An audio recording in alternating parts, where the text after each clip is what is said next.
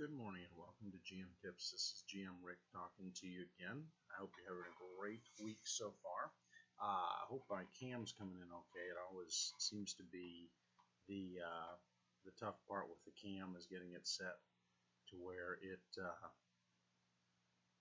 doesn't cause blurring issues. So I want to talk a little bit about the ultimate intrigue and what the section in the ultimate intrigue called Mastering Intrigue. Now, what is intrigue? Intrigue is a campaign that is based more upon wit, relationships. But they throw some intrigue systems in here. It's relationships and loyalty. Sorry, I'm looking down at some of it. The importance of appearances, measures and countermeasures, and bargains and compromise, and the power of secrets. You can have a whole campaign that is based around more the intrigue aspect, and I always love that. And I will keep it to the mechanics because I have been told by several people that sometimes I get too far into the weeds with the different things and that I should just teach the mechanics. So for those of you that have requested this, I will do this because God forbid I would ever touch subjects that would be just polarizing. So, in lieu of not wanting to do that under my GM tips, let's just talk about intrigue. So there are several things with intrigue that goes on, and there's several interlacing things. Intrigue can be as simple as you have a major duke that has taken up the duchy that they're in unlawfully. They assassinated their brother, they assassinated the major domo, they moved their older sister out of the way or sibling, and they of course have taken up residence in the office pretending to be this good and noble person, and yet behind closed doors committing all kinds of atrocities. And your party has noticed these atrocities and your party wants to deal with them. So here comes the intrigue portion. It may not just be a straightforward, let's go cut the duke's head off, because if you were to do that under the lawful citizens who see that duke, because that duke has played up a persona, they, sorry about that, Mini GM had a wing malfunction on one of her fairies, so you really can't just go in and knock them out of there. I guess you could, and that's the scary part. You could actually do that. I wouldn't suggest it, though. Because number one, to the populace, then you become the bad guys, the usurpers. You have not won over the favor of the populace. Unless there's some way to expose them, i.e. the intrigue, you look like the bad guys doing this. So what you need to do is you need to become the masters of wit and of the masters of intrigue, and the fact that you're going to go dig out the dirt on the duke, make alliances throughout the kingdom with different key people that are helping them to stay in power and exposing the wrongdoings. And this goes into the different types of intrigue, and let me give you a couple types. That was one example. Here's some other ones. It's a campaign of influence where you are trying to gain social rapport and reputation for some reason or ultimate goal. Leadership. You want to expand your leadership in this role. You want to deal with a nemesis, i.e. the duke. You are in a pursuit where you're chasing after maybe, say, a long-standing bad guy or somebody from the underworld that you're trying to catch. It's going to have elements of research where you do researching into the different things going on. And there are also spells elements that are involved with intrigue that can help as well. Now, one of the things that goes into with intrigue is that in these elements, you can see the rewards and gains of them. So, for instance, with relationship and loyalty, the interpersonal relationships are spotlighted and a severe variety of different roles and purposes come up. So the relationships are key. And so one of the things is, most characters in most campaigns are used to monetary rewards, right? Or something that they're gaining at the end of the quest. Well, in this case, the non-monetary rewards may be the relationships that these characters build that are going to be crucial to help them to go to the next stage of what they're trying to accomplish in their goal. It could deal with loyalties and tensions. So in some cases, there are certain loyalties that are there, even to the PCs. But say the Duchess who promises them that once she is put on the throne, they will be rewarded and absolved, doesn't absolve them because she is forced to make a decision by her influential people who could make or break her. So out with the old, and then the old guard that's around her says, you will conform, otherwise we will make your reign a short one. So she has to make a decision, the party, of keeping these people happy. And how will the party deal with that? The betrayal aspect, and that's where that comes in. So instead of keeping to her promise, in the party's mind, they're betrayed. Or maybe someone who seems like they're the person that's trying to help the party actually has ulterior motives that the party doesn't know about. And once the party accomplishes their goal, those ulterior motives kick in. And so that can make it fun. And then there's a hierarchy. So the players are on one level. Maybe their informant or the person working with on another level, but then there's people above them. So there's all kinds of hierarchies. In a game of intrigue, it's a game sometimes of measures and countermeasures. So you put into place countermeasures to foil the person that you are trying to deal with intrigue-wise. And they're putting in place the same things. So it's like tit for tat. You're going to put this noble in place. I'm going to get the captain of guard on my side. Well, you get the captain of guard. I'm going to get the major domo. Well, you got the major domo. I'm going to get the law-giving judges.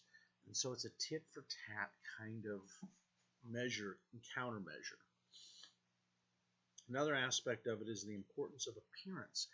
And in an intrigue campaign, the party's appearance is always important. And let me give you a perfect example of that. One of our guys was doing intrigue, and he was using his papers as these ice trolls came up to him in Arisen, the Winter Realm. Well, they attacked the party, not knowing that the party is supposed to be there. Trolls don't always ask first. They attack. And finally somebody says, halt, halt, halt. You're attacking a lawful envoy and envoy to your queen. So the trolls stop mid-battle. The troll commander knows if he makes the Winter Queen mad, his life is misery. So they halt.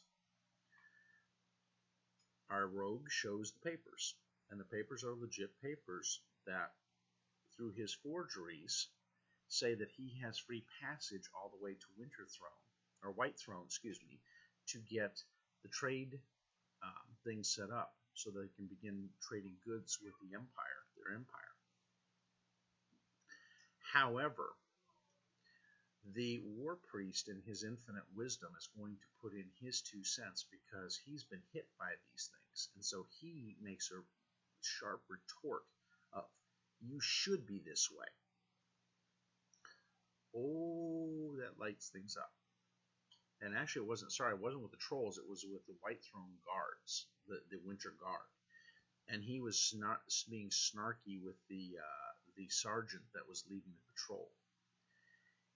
And that snarkiness almost cost the party, because in a game of intrigue, you have to keep up the persona.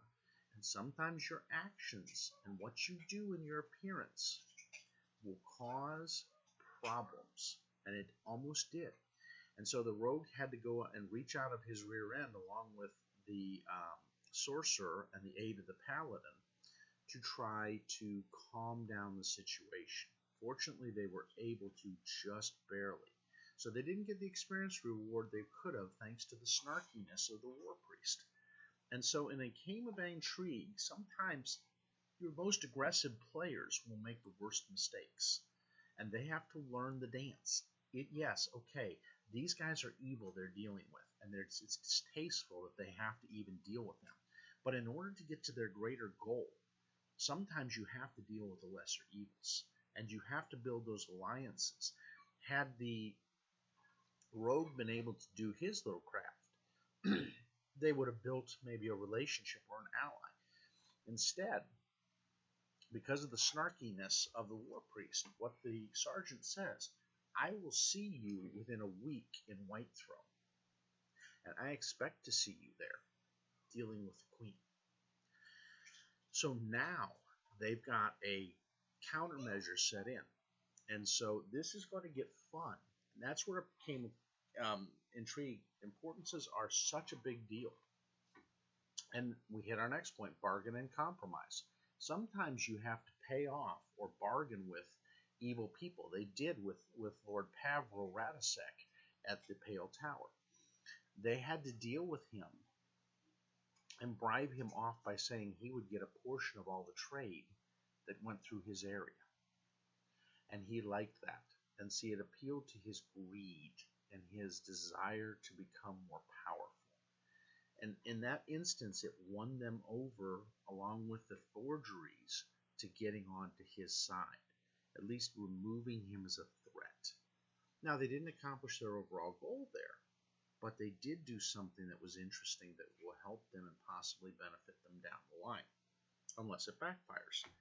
And the power of secrets. Secrets are always a key thing in any campaign. Excuse me, I'm just having a little breakfast while I'm talking with you here. Secrets are important because secrets are power in any campaign. What you know about the enemy and what you help them to know about their enemies and other potential enemies. And the trade of secrets elicits power, because then you have something over your nemesis. You have something that you can hold above them. And that's where you can reward your players for those type of things. Now, intrigue themes. It can be a game of nobles. It can be a criminal underworld they're dealing with. It can be a war of propaganda to try to remove. So let's take House Thrune, for example, in the Chelish Empire of the Inner Sea campaign of Pathfinder. This is a campaign that is an Asmodean culture. Basically, they worship the devil and have a contract with the devil. But picking propaganda to make them look bad or selfish or self-serving, or even doing things to hurt other nobles, will undermine their efforts as an empire. And that is the ultimate intrigue with it. Now, influences. You can do influence checks, and again, you can always do it before and after with the influences and aids of spells. And so if you want to discover something, so say you've got an adventure path level, an overall level, so that 1 through 10. On page 105 of the Ultimate Intrigue, they give you a table that gives you a DC based on what the opponent's APL is. And it gives you how hard it will be. So, for instance, you've got first level characters. They're dealing with a 10th level encounter. Okay?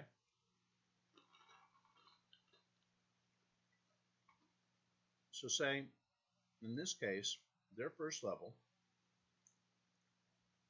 and their APL of their baddie is 4th.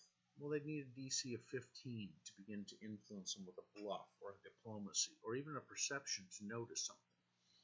Whereas if their creature they're going against is 20, it'd be much higher. It's a DC of 40. Now, sometimes the dual personas comes into play. Dual personas are really a key thing.